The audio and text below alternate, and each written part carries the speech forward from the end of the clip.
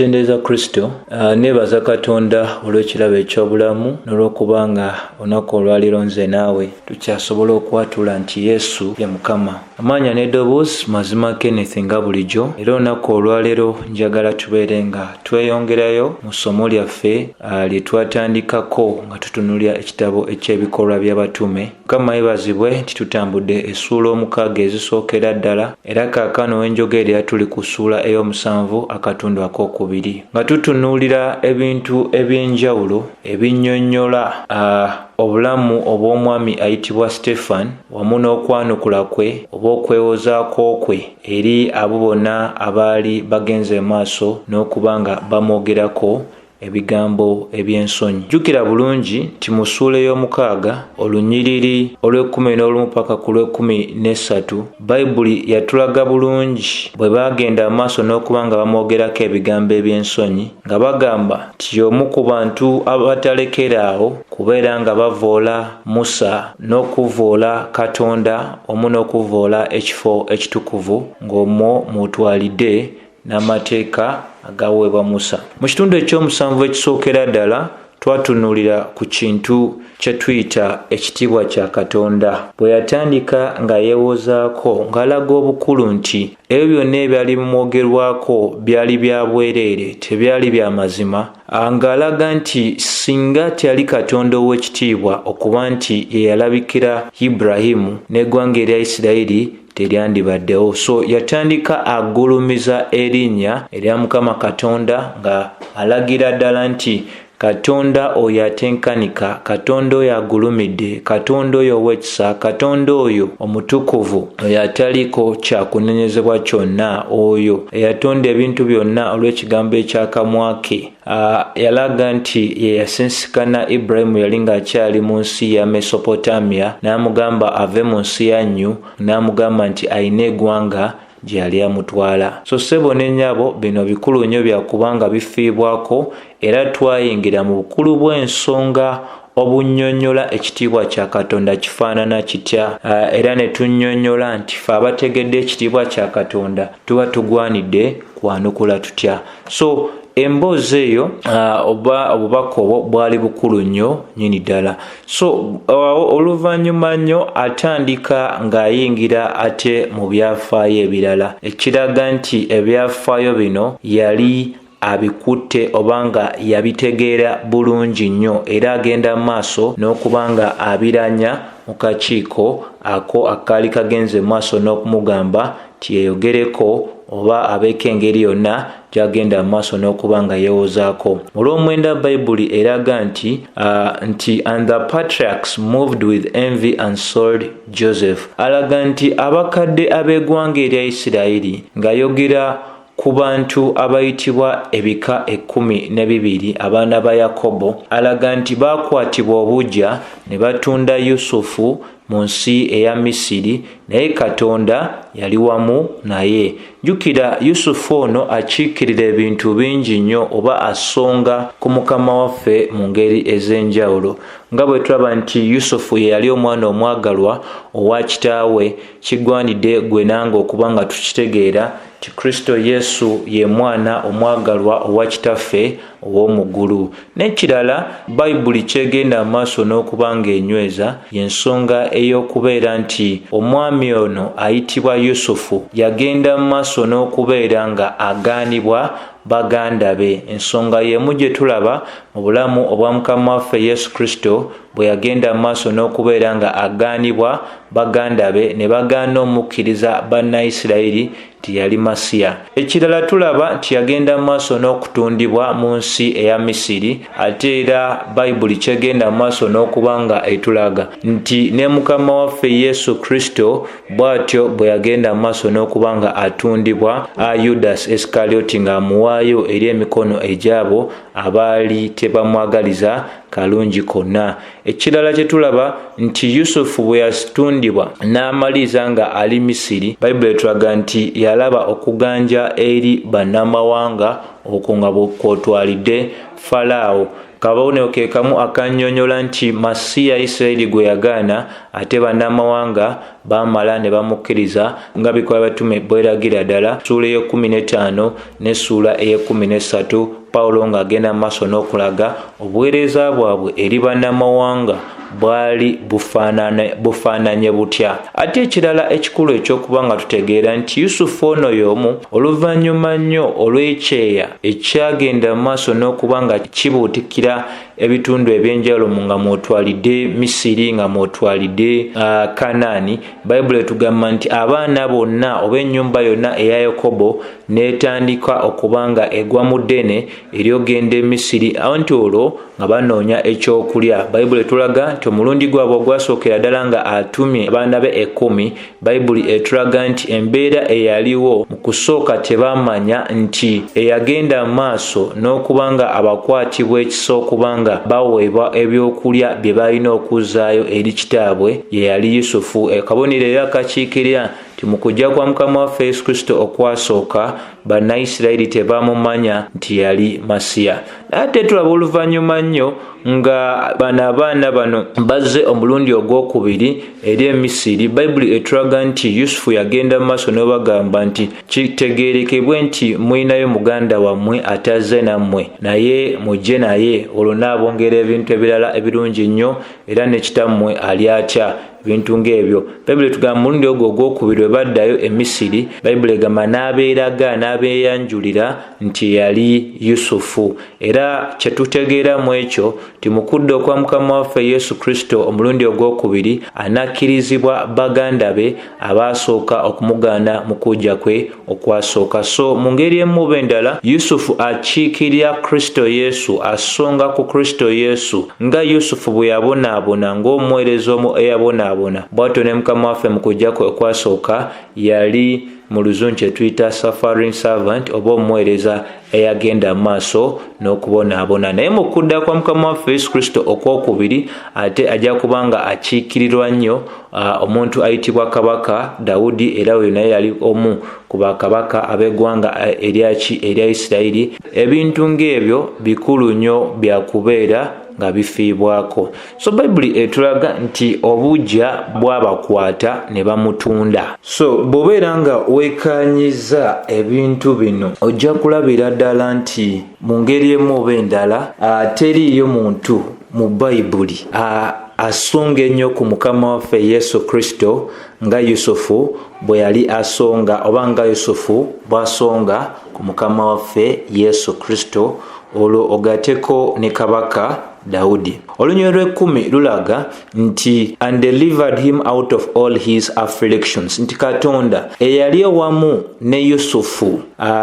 Bayibuli etugamba era yagenda maaso n'okumununula okuva mu kunyigirizibwa kwe kwonna.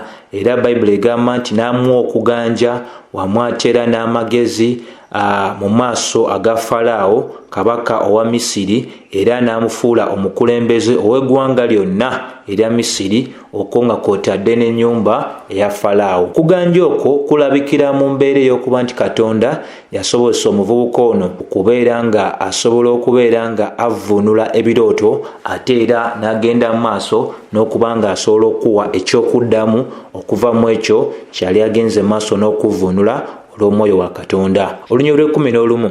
Now there came a dearth over all the land of Egypt, nti awo mbagirawo ne wajja ekyeya eky'amaanyi mu nsi eya Misiri wamu n'ensi eya Kanaani.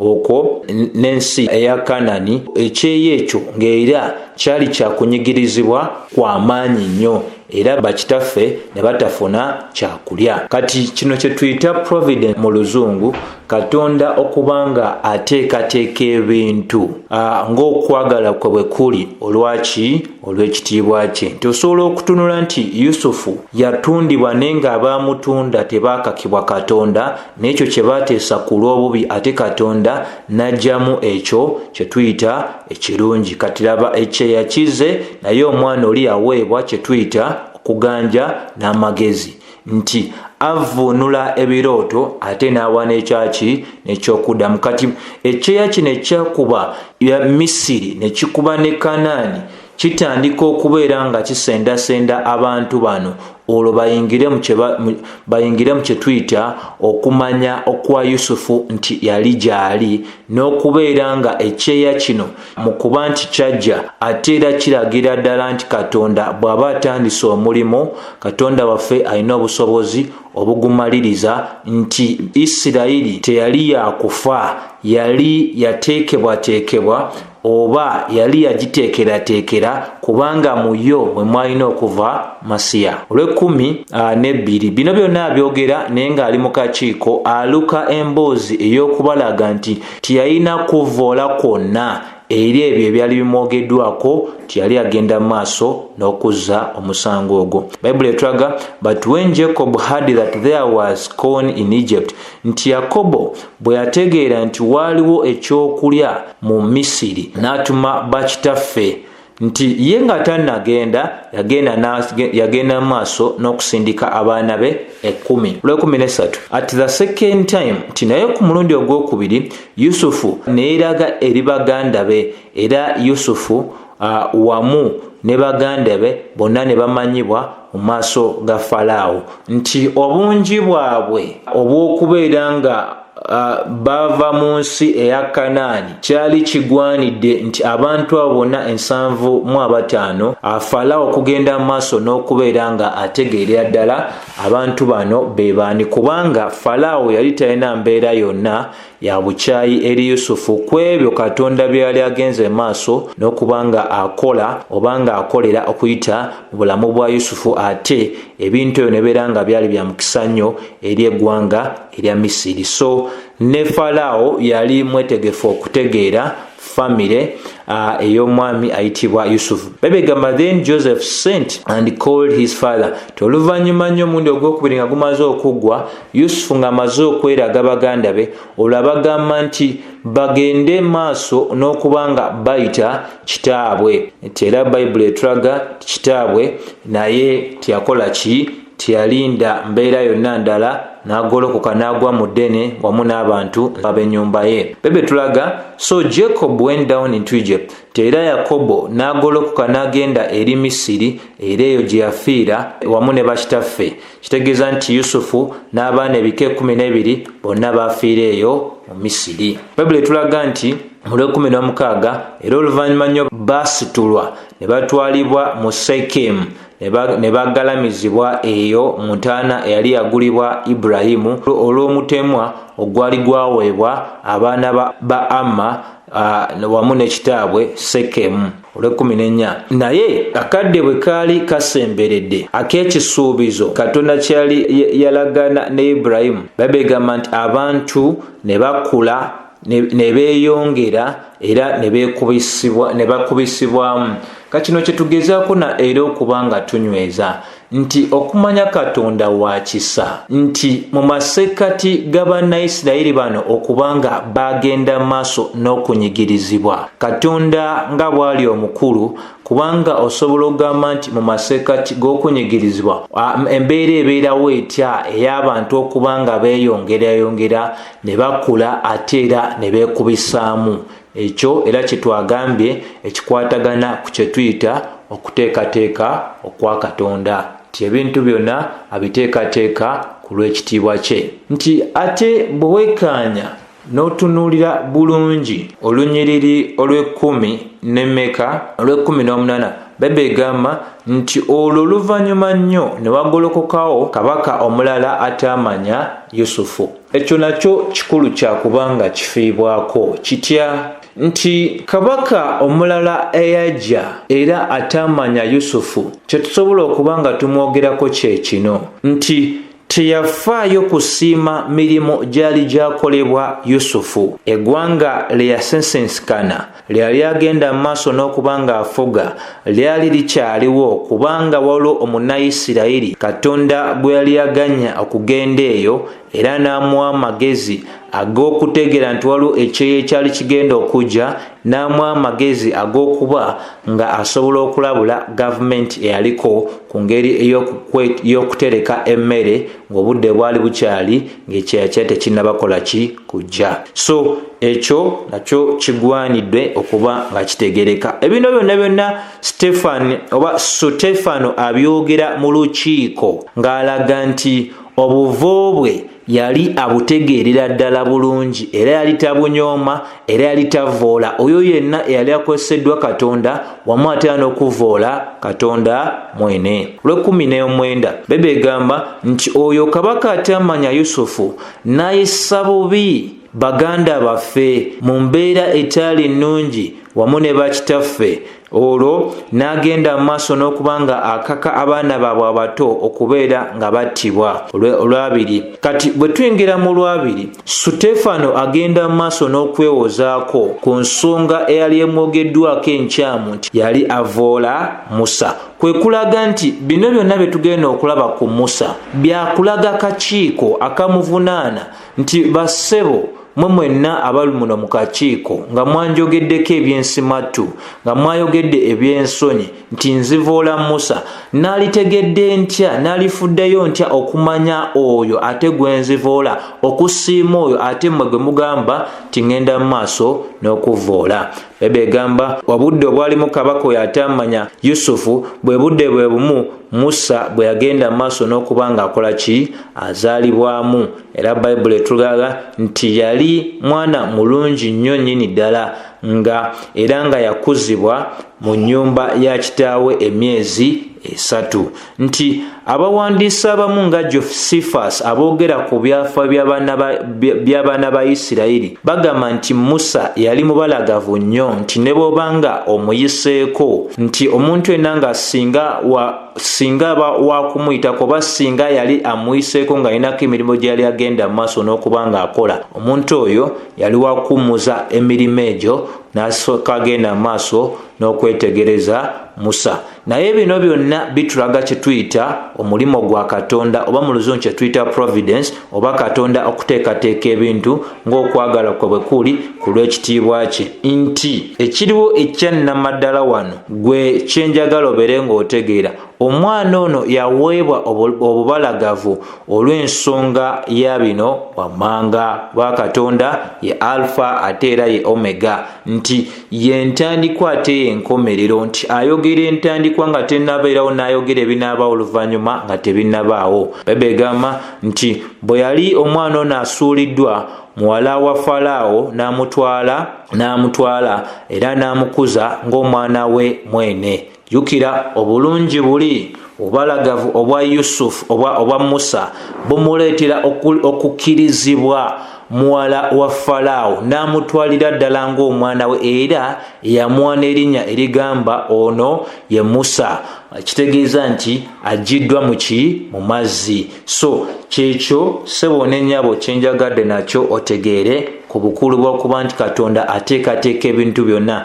Gwe lowoozaamu omuntu eyali agenda okusannyalaza obwakabaka obwa Misiri okubanga yakozebwa mu Misiri, n'ategeera olulimi lw'Abamisiri, n'ategeera engeri z'Abamisiri, n'asomesebwa ku ssente z'Abamisiri, ate oluvannyuma nnyo okuva mu bukodyo bwonna bwe yayigirayo, Katonda n'amukozesa okubeera nga amukozesa okuba nga ye mununuzi w'abaana aba Isirayiri. Bwe bukulu obwa Katonda waffe oyo agulumidde era atenkanika. Bayibuli etulaga mu lunyiriri olw'22 nti era Musa n'ayiga ebintu bingi nnyo ebikwatagana n'ebyamagezi mu Misiri, ate era yali musajja w'amaanyi mu bigambo ate era ne mu bikolwa. Newankubadde Musa yalina embeera ey'okunanaagira nga Bayibuli bwegenda mu maaso n'otulaga mu kitabo eky'Okuva essuula ey'okuna, Bayibuli etulaga nti Musa yaweebwa ebigambo nga biviira ddala eri Katonda, era ebigambo ebyamuweebwa ddala nga biva eri Katonda bigambo bye bimu byayogera eri mutowe yali amanyikiddwa nga Alooni, era Alooni ebigambo ebyo byali agwanidde okwogera eri Falaawo. Kiki tutegeeza mu kino oba kiki tuyiga mu kino? Nti obuweereza obwa Musa ne Alooni buweereza bukulu nnyo eri gwe nange abaweereza, okutegeera nti tugwanidde kusomesa ekyo Katonda ky'atatuwadde. Musa tiyalina kubaako kyagamba Alooni nga kyali tekimugambiddwa. Alooni tiyalinaako kyalina kwogera okuggyako ekyo kyali afunye eri Musa. So omulimo gwaffe omukulu kwe kubeera nga twesiga ebyo bituwandiikiddwa ne tubyogera nga bwe biwandiikiddwa mu byawandiikibwa. Obwesige obwa Alooni bwali busobola kubeera nga bulabibwa mu kubeera nga ebyo ebyali mugambiddwa Musa byali ayogera. Obwesige obwa Musa bwali bulabibwa mu kubeera nti ebyo Katonda byali amugambye ebyo byennyini byagendera ddala n'okuba nga naye agamba Alooni. Bikulu nnyo byategeera. N'ekirala bebegamba nti teyali w'amaanyi gokka mu biki mu bigambo, wabula Bayibuli eraga nti ne mu bikolwa, nti akabonero akakiikirira nti Musa yali alondeddwa Katonda okubeera omunonozi w'abaana ba Isirayiri, okubakulembera obajja mu busibe batwala mu nsi ensuubize. Mukama yagenda maaso n'okuba nga ayoleekereza obuweereza bwe n'obubonero n'ebyamagero okusirisiza ddala omuntu yenna yali asobola okugamba nti Musa yali yeetumye bwetumi. Olwabiri mu 3 Bayibuli etulaga nti olwo bwe yali amaze okweza emyaka 40 nekijja mu mutima gwe okugenda okukyalira baganda be Abayisirayiri. Ekyo nakyo kitosobola kubanga tukirwako nnyo, era kiragira nti Katonda yasobosa okubeera nga atandika okusiikuula ekintu ekyo mutima ogw'omwami amanyikiddwa nga Musa. Myaka 4 kitegerekebwa ddala bulungi kino bw'aba musajja aba akulidde ddala, era bw'aba mukyala era naye abeera akoze ki? Akulidde ddala. So Bayibuli etulaga mu 2:4 nti olwo kwe kulaba omu ng'agenda mu maaso n'okuba nga anyigirizibwa era n'agenda mu maaso n'okubeera nga amuwa obukuumi obw'omuwolereza, ng'amuwolereza era n'agenda mu maaso n'akuba Omunayisirayiri eyali agenda mu maaso n'okutigomya omu kwabo abaana ba Isirayiri. 2:5 nti kubanga yalowooza nti baganda be banaategeera nti Katonda ye gwe yali agenda okuba nga akozesa okuba nga abanunula nga bajja mu busibe, naye bo tebakola ki? Tebaamanya.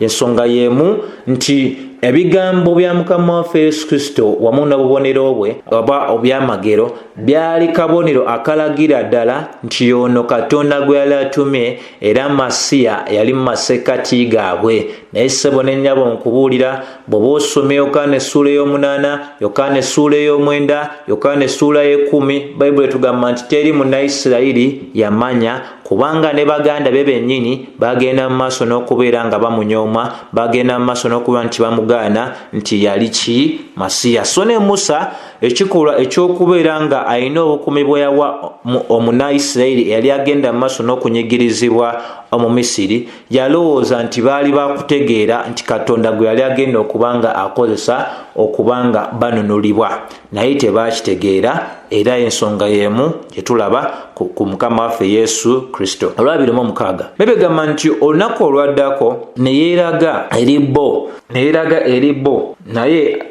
eri bo bwe yabasanga nga balwana, n'abagamba lwaki mwe mugenda mu maaso n'okuba nga mulwanagana, muli baaluganda. Bayibuli ega nti naye oyo yali alwanagana ne munneewe n'amusindika eri mabbali n'ayogera eri Musa nga mugamba, ani akufudde ggwe omukulembeze era omulamuzi eri ffe? So kino nakyo kikulu nnyo kyakubanga tukitegeera nti abagamba lwaki mulwanagana nga muli baaluganda. Ekisooka bansi emu ate era baali bagabana mu kubonaabona kwekumu kwe baasanga ewa Emisiri. Naye Bayibuli etwega nti ow'obusungu oba ali mu kibi si mwangu akanyomero konna okutegeera nti yali mu nsobi. So mu kubeera nga akkiriza okuba nga atabaganyizibwa ne muganda we, ate atandika okukasuka ebigambo ebyataali bya mulembe eri Musa nga amugamba, gwe ani akufudde omukulembeze era omulamuzi eri ffe? Kyo kino ssebo ne nnyabo kye tugwanidde okuba nga tutegeera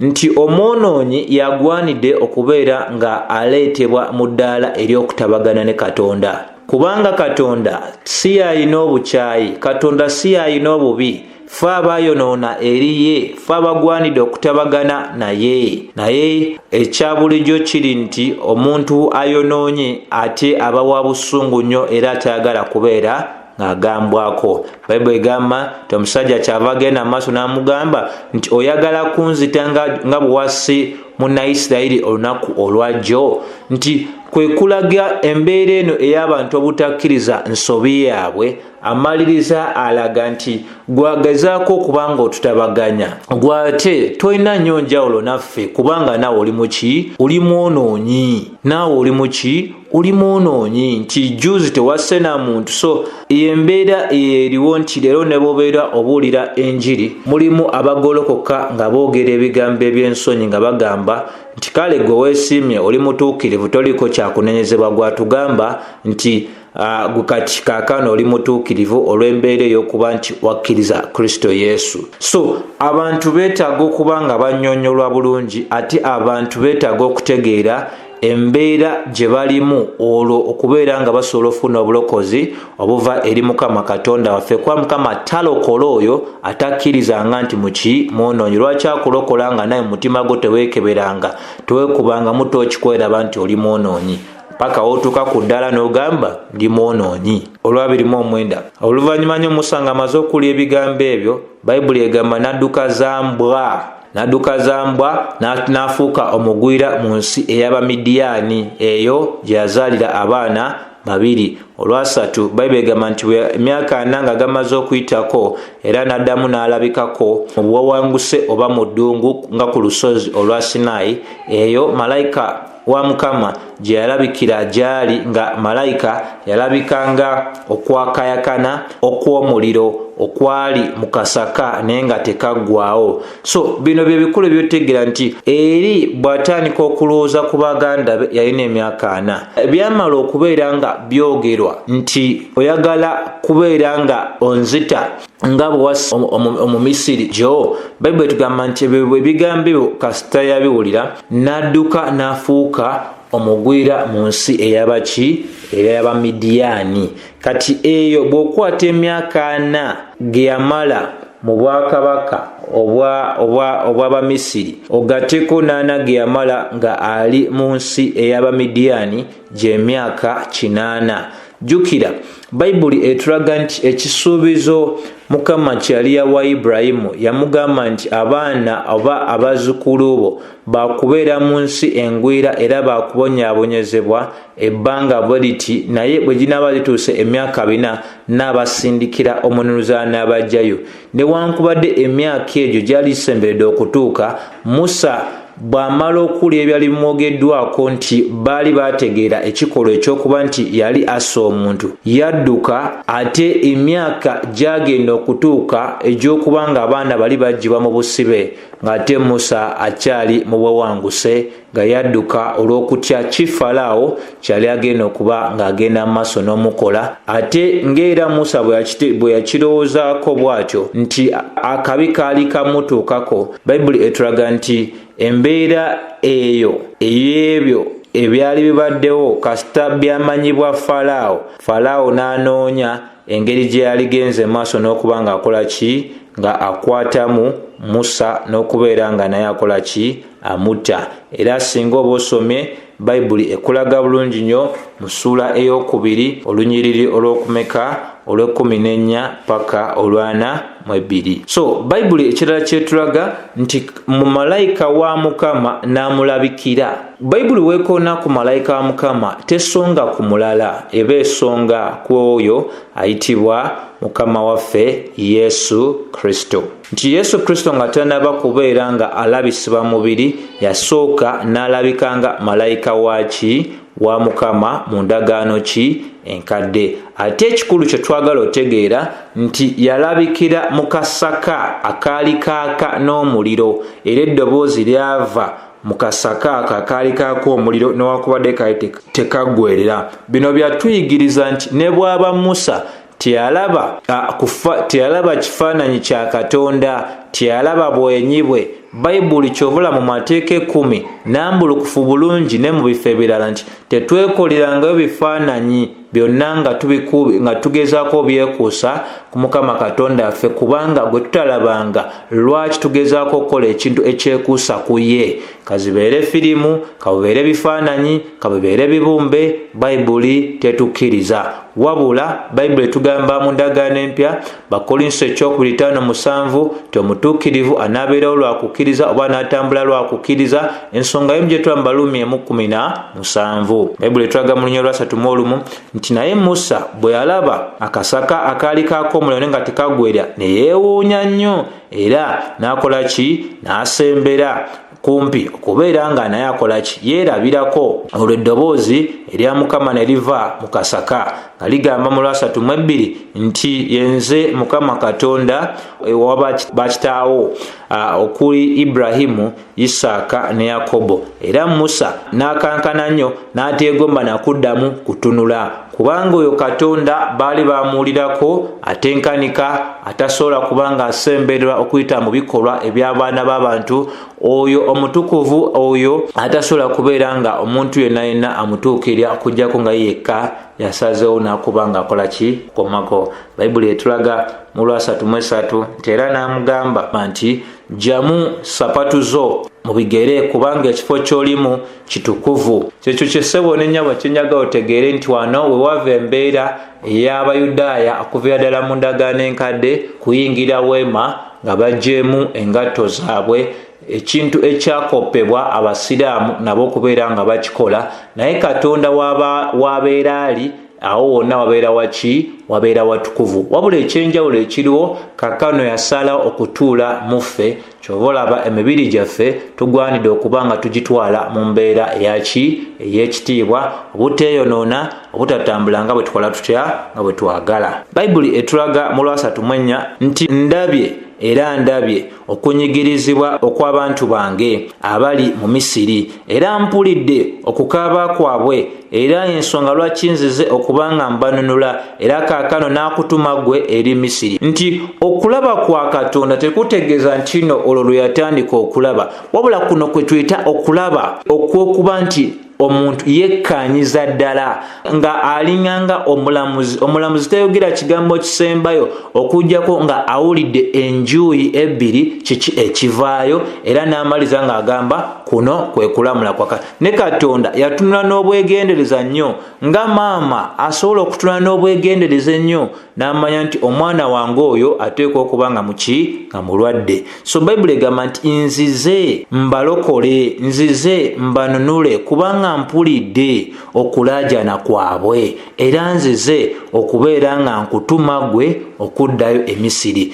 gye yali agobeddwa, gye yali adduse olw'ebyo bye yali akoze eby'okutta omuntu. Ate Mukama amugamba gye yali amugamba okubeera nga adda. Naye kyova olaba okuddayo kwe kwali kwa njawulo nnyo, kwatambulirako obubonero n'ebyamagero. Bonna abaali bamunyooma kubanga basirikira ddala nti oyo Katonda gwe yali alonze okuleeta obununuzi eri Isirayiri okuva e Misiri. Olwa 3:5 oyo Musa yennyini gwe baagaana. Jjukira Sutefeeno agenda mu maaso n'okuluka.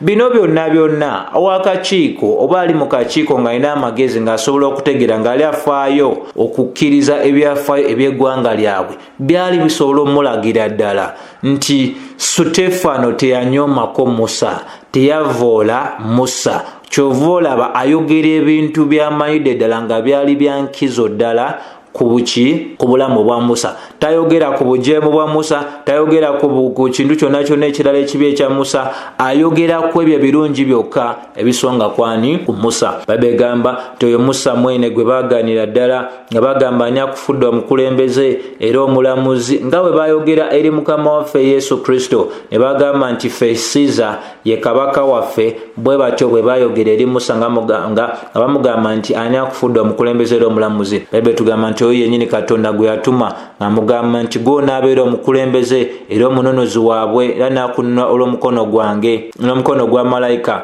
wange oyo yakulabikira mu kasiko. Olwa 3:6 era n'abajjayo oluvannyuma lw'okubeera ng'akoze obubonero n'ebyamagero bingi nnyo mu Misiri wamu n'ennyanja oba n'ennyanja emyufu, okubeera nga yeeyawula n'ebintu eby'enjawulo bye yakola mu ddungu mu myaka 40 ge baamalamu. So bino byonna tosobola kusonga ku byamagero bya Musa n'ebintu Katonda byamukoleramu mu ddungu ate mu ngeri emu ne bagamba nti ovoola Musa. Kati ab'akakiiko mwekube mu mutima mutegeere nti nze sivoola. Okusomesa kwaffe okwa Masiya, okusomesa kwaffe okwa Kristo Yesu kusongera ddala ku nsonga eragira ddala nti ffe twasalawo ddala ne tugamba nti tukkiriza nti Musa n'abalala bonna baali basongako oyo omu, era oyo kasita yajja yali atuukiriza byonna byonna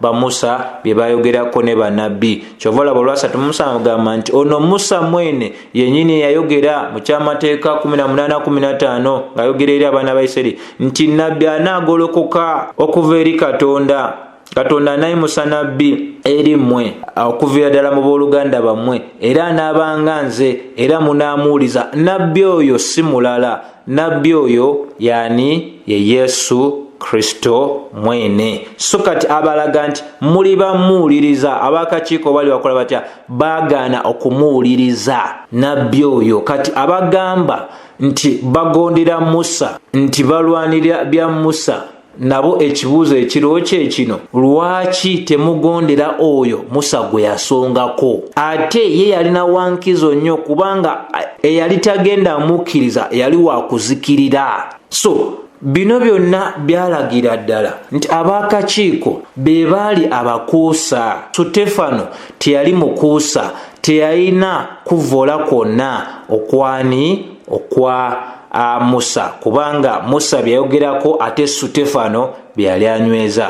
Olwasatu mu 8 n'agamba nti bw'ati bwe yawandiika oyo bwe baali n'ekkanisa eyali mu ddungu, era wamu ne malayika oyo eyali ayogedde ne Musa ku lusozi olwa Sinaayi wamu ne bakitaffe, bwe yagenda mu maaso n'okubeera nga afuna ebigambo ebiramu ebyali bimuweereddwa okwogera eri ffe. Ebyo byonna bw'oyagala bitegeera bulungi olina osoma ekyamateeka essuula ey'okuna, enywereza ddala bulungi ebintu byonna ebyagambibwa Musa. Kyamateeka essuula ey'okuna, kyamateeka essuula ey'okutaano, kyamateeka essuula ey'omukaaga. Ekyamateeka kyonna kijjudde ebintu eby'enjawulo ebyawibwa Musa, era n'agambibwa nti byonna ng'ebyali bimuweereddwa bwe yalina bigamba abaana ba Isirayiri, era tebaayina kutoolako kintu kyonna. Olwasatu mu 9 oyo Musa bakitaffe baagaana okumugondera, era ne bamusukuma eri mu mabbali mitima gyabwe nga baali bakyuka dda okudda eri Misiri. Nti bataata abakola Isirayiri, abakadde abakola Isirayiri,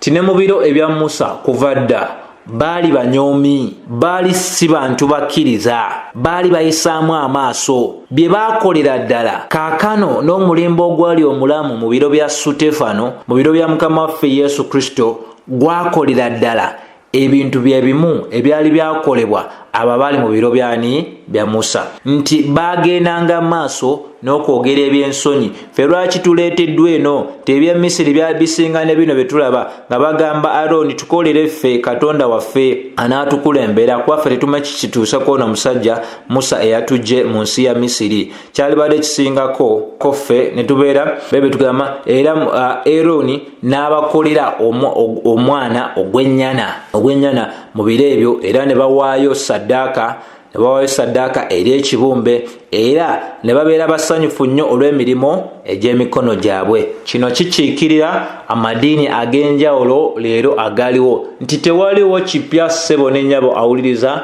wansi w'enjuba. Nti kino kye tulaba ku baana ba Isirayiri, era kyekintu kyekimu nti abantu bangi basanyukira nnyo mu mirimu egy'emikono gyabwe nga basinza ebibumbe bye beekoledde, nga basinza ebintu eby'ensonyi bye bakoze. Tunuulira ekiri mu kanisa y'Abaroma, tunuulira ekiri mu nzikiriza y'Abahindu, tunuulira ekiri mu nzikiriza ey'Abahindu, tunuulira ekiri mu nzikiriza ey'Ababuddha, tunuulira ekiri mu nzikiriza ey'Abahayi, otunuulire n'enzikiriza endala zonna eziri mu nsi eya Asia, ng'otadde China, Japan n'amawanga amalala gonna agagenda maaso n'okutambulira ku bulombolombo obutalina kukakwate konna na nsomesa ya Bayibuli. Nti abantu beenyumiriza nnyo mu mirimu gy'emikono gyabwe abantu beenyumiriza nnyo tuukirivu bwabwe ne bagaana obubujja olw'okukkiriza Kristo Yesu. Bayibuli etulaga mu Lwana 2 era Katonda n'akyuka n'abawaayo okusinza ebyo ebintu eby'omu ggulu, n'abawaayo okusinza ebintu ebyo eby'omu ggulu. Bayibuli bwetyo bwegenda maaso n'okuba ng'ekola ki ng'eraga nti nga bwe kyawandiikibwa mu kitabo ky'abannabbi nti mmwe ennyumba eya Isirayiri muwaddeyo erinze ebyo bye musse ne ssaddaaka mu myaka 40 mu bwawanguse olw'anamu 3 era mukutte tabanakuni eya Moleki wamu n'emmunyenye eza katonda Rafimu n'ebifaananyi bye bye mwakola okubanga nga mubisinza, era n'abasitula ne mbatwala ewala nnyo eyo e Babilooni. Bino byonna byamaanyi ne bituuka mu biseera ebya kabaka Keezekiya. Bayibuli etulaga era bakitaffe balina weema. Kati kuno kwewozaako kulala oba kwa mulundi gwa kusatu, kubanga era baali bamwogeddeko Sutefeeno nga bagamba nti yali yagenda maaso n'okuvvoola ekifo ekitukuvu, kugenda maaso n'obalaga nti bakitaffe balina weema oba tabanakuni eyalinga omujulizi mu bwawanguse oba mu ddungu gye baali. Bayibuli etulaga nga Musa bwe yali agambiddwa okugizimba ng'agoberera ebyo byonna ebyali bimugambiddwa. Olwana 5 era Bayibuli egamba nti abasitaffe abo abaaleetebwa oluvannyuma nnyo Yoswa okubeera nga batwala ebifo ebya bannamawanga abo Katonda be yagenda mu maaso n'okuba ng'agoberera wabweru mu maaso g'abakitaffe mu nnaku ezo eza Dawudi. Bayibuli etulaga mu Lwana 6 abaalaba okuganja mu maaso aga Katonda naye ne bayaayaana okubeera nga basanga tabanakuni eya Katonda wa Yakobo. Naye laba Olwana 7 Bayibuli etulaga nti naye Sulimaani ye yagenda maaso n'okuzimba ennyumba eyo, naye newankubadde Katonda oyo owaggulu nnyo tatuula mu weema ezikoleddwa emikono gy'abantu. Bassekabaka ekisooka 8:26 paka 27 bwetyo bwenyweza okuŋŋa kw'otadde Ebikolwa Batume essuula e17. Bino byonna Sutefeeno abyogera ng'asirisa ab'akakiiko ng'abalaga nti bassebo ne bannyabo ebyo weema zaazimbibwa naye zaalina kye zisongako obusonzi, kubanga tewaliwo kifo kyonna kisobola kujjuza Katonda n'eggulu terisobola. Kati weema ki ezimbiddwa emikono gy'abantu nga esobola okujjuza Katonda? Kyobalaba endagaano yaffe empya Bakolinso ekisooka 3:16, Bakolinso ekisooka 6:19, Bakolinso ekyokubiri 6:18-19 wamu ate era n'ennyiriri ez'enjawulo zinyweza nti kaakano abalokole oba ababakkiriza Kristo Yesu be bafuuka weema eya Katonda oyo atudde waggulu nnyo. Era twafuuka tutya weema? Twafuuka weema mu ngeri y'okuba nti omwoyo we kaakano atuula mwani mu ffe. Olwana 9 lulaga nti eggulu ye namulondo yange, ku nsi kwe nteeka ebigere. Mwe munanzimbira ki mmwe? Bw'atyo bw'ayogera Mukama. Kifo ki kye munaafuna ekyokuwummula kwange? Bino bye bimu Sutefeeno byali okulaga b'akakiiko ti newankubadde weema yazimbibwa si ye weema kati eyali esobola okubeera nga Katonda agibeeramu, kubanga tewaliwo kifo sobola mujjuza. Bayibuli kyeva egamba nti emikono gyange si gye gikoze ebintu bino byonna. Kati Sutefeeno baali banenya wa bwereere, kubanga ebintu byali bimaze okuba nga bikola bitya nga bikyuka. Ebintu byali bimaze okubeera nga bikyuka. Ate weema bagikolyangamu ebintu eby'ensonyi, abamu okutubeera nga batundirayo ebintu ebyokwekkusa. Twa mu ssuula ey'okubiri ya Yokaana Mukama waffe nga amaze okulabisibwa ng'aggyeyo akaguwa okubeera nga abawewenyula, okubeera nga abakuba bali bagenda mu maaso n'okuba nga ekifo kya Mukama bakiwanyusaamu okubeera nga kyafuuka katale ak'okutundiramu ebintu, kubeera nga batuukiriza okwegomba kwabwe. Olw'ataano lulaga nti naye mmwe muli bantu abakakanyavu abatali bakomole mitima, era mu matu gammwe era mu matu gammwe mugenda mu maaso n'okuwakanya omwoyo omutukuvu nga bakitammwe bwe bagenda mu maaso n'okuba nga bakola. Ebyo byonna birabikira ne mu Matayo 23. Bw'osoma Matayo 23 olwa 3 paka 33 lunyweza ebintu bye bimu nti abantu bano baali bakakanyavu ku ebyo byonna ebyali byogeddwa Sutefeeno nga abaviira ku ntono. Isirayiri etandika etya?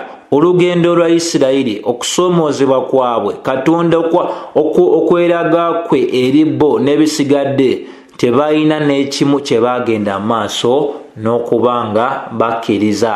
Ssebo ne nnyabo, ako kabonero akakiikirira ggwe nange olunaku olwaleero. Singa Katonda aba tasaasidde busaasizi n'akola ekyamagero eky'okubeera nga ye kennyini atukomako, teri n'omu ku ffe asobola kwefunira bulokozi. Teri n'omu ku ffe asobola kubeera nga yeerwanirira n'afuna obulokozi ku lulwe okuggyako Katonda yennyini nga yateeseza era yakoze ki? Yapanze.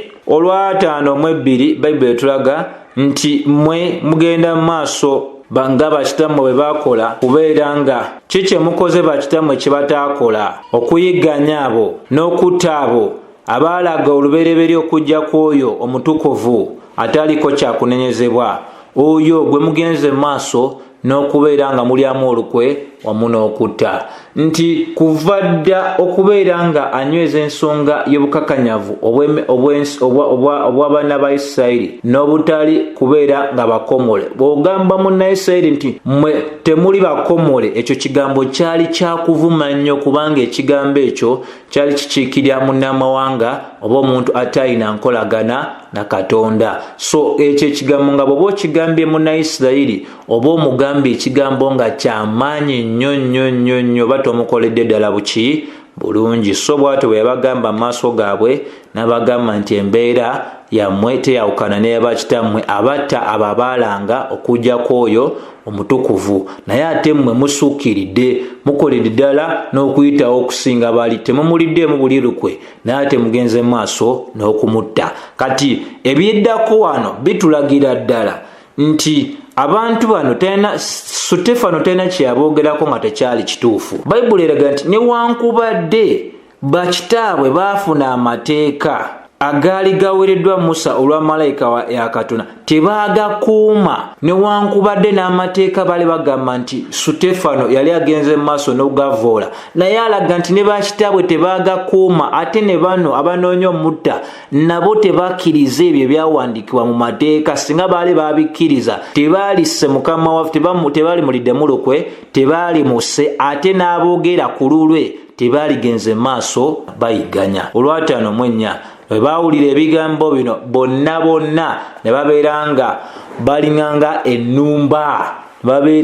ennumba, ne basalibwa kuvira ddala mu mitima gyabwe, ne batandika okubanga baluma amannyo, biki byoyogedde ebyo. Olwa 5:5 Bayibuli egamba naye Sutefeeno okubanga yali ajjuziddwa Omutukuvu kwe kutunula bwenkaliriza mu ggulu, n'alaba ekitiibwa ekya Katonda era Yesu Kristo ng'ayimiridde ku mukono ogwa ddyo ogwa Katonda. Bino ssebo ne nnyabo binywereza ddala obubaka obw'omusajja bwe yagenda mu maaso n'okuba nga aluka oba ng'agenda mu maaso n'okutottola. Nti mu kuba nti yali mwesigwa eri obujulizi bwe, Katonda waffe amussamu ekitiibwa okubeera nga ye mujulizi eyasookera ddala ng'ekkanisa emaze okubeera ng'ezaalibwa, okubanga attibwa ddala bubi. Bayibuli etugamba nti Mukama waffe yamukkiriza okubeera nga akkirizibwa n'okutunula mu ggulu. Bino byali bisoboka ssebo ne nnyabo mu biro nga abo abaali bagenda mu maaso n'okuba nga bawandiika okubikkulirwa baali weebali abo aboogerwako nga baki ng'abatume. N'alirabiramu ddala bw'ati. Bayibuli terina wala weetulaga Mukama waffe Yesu Kristo ng'ayimiridde ku mukono ogwa ddyo, naye guno gwe mulundi gwokka gwe tukiraba. Abawandiisi abasinga balowooza nti kaali kabonero ak'okubeera nga Mukama waffe Yesu Kristo yagenda mu maaso n'okuba nga assaamu ekitiibwa obujulizi obwagenda mu maaso n'obubaka obwali bwogeddwa Sutefeeno, n'okuba nti yali yeewaddeyo okubanga bino byagenda maaso n'omutuukako. Olwa 5:5 lutulagira ddala nti kwe kuno okubonaabona bayibuli kweyogerako tutuli bakubonaabona wamu ne mukama waffe Yesu Kristo yabonaabona n'atulekera akabonero n'atulekera ekyokulabirako nti naffe tugwanidde okubonaabona nga bwe yakola ki bwe yabonaabona. Enjigiriza enkyamu leero zikulaga nti Yesu byonna yabitwala dda. Okubonaabonako yakutwala mulokole togenda sinsikana mbeera yonna yakunyigirizibwa, embeera ey'okulumwa, embeera ey'okwetaaga, embeera ey'okunyigirizibwa. Abo bonna babyogera tebasoma bayibuli wabula basoma butaabo bulala, era ebya bayibuli babivaako dda bagenda mu kye tuyita vocation. Bo bagenda kwewummulirako, simanyi wa gye bagenda okuwummulira naye bayibuli tebagenda nayo. So eyo gye bagenda okuwummulira gye boogera ebintu nga tebiviira ddala mu ebyo ebyatuweebwa. Olwataano era laba nayogera n'agamba ndaba eggulu nga liguddwa, ali mu kakiiko nno wakati. Bakugambye weyogereko wetottoleko ne mu kakiiko muno mwabirabira bali tebali biraba. Ndaba omwana w'omuntu ng'ayimiridde ku mukono ogwadde ogwa Katonda. Olwataano mu omusanvu era ne bawogana nnyo nga bakutte ku matu ge, ne badduka emisinde bonna wamu, ne bamukwata ne bamukasuka wabweru w'ekibuga, ne bamukuba amayinja. Era abajulizi ab'enjawulo engoye zaabwe bazisuula ku bigere eby'omuvubuka omuto eyali amanyikiddwa nga Sawulo. So nti obukakkanyavu bwabwe n'okuba nga tebaali bakomola emitima gyabwe, ebigambo ebireeta okwenenya byafuuka ebigambo ebyamaggwa eri bo, nga tebakyayagala kubiwulira nate, kyeva bakwata ku matu gaabwe. Bayibuli etulaga nti naye engoye ezaabo abagenda maaso n'okukola bye baakola zaasuulibwa ku bigere byani eby'omwami ayitibwa Sawulo. Jjukira nga bwe nakulaga mu ssuula ey'omukaaga, kikkirizibwa nti Sutefeeno yali mu kibiina kye kimu n'ekya Sawulo oluvannyuma gwe tutegeera nga Pawulo, era bonna baasomesebwa omusomesa y'omu ayitibwa Gamaliel, era bonna baali bannayisirayiri abaali baakulira mu bugwira. So ekyokukyuka kwa Sutefeeno kyali kiraga mbeera ey'okuba nti yali abaliddemu olukwe oba okuvvoola ebyo bye baali bakkiriza. So bino bituleetera okubanga bituggulirawo eri essuula empya ku mwami ono gwe tugenda okubeera nga ate tutunulira mu ssuula ey'omunaana n'ey'omwenda ate okukyukako okulabikira ddala. So erinnya lino eryogeddwako lituteekateeka otulaga kye tuyita transition oba entambula y'ekitabo kati etandika okuva mu mikono egy'Abanayisirayiri ng'ate enjiri etandika okudda eri bannamawanga, kubanga tumanyi obutume bwe bwali bw'abo abantu ab'ekikula bwe kityo.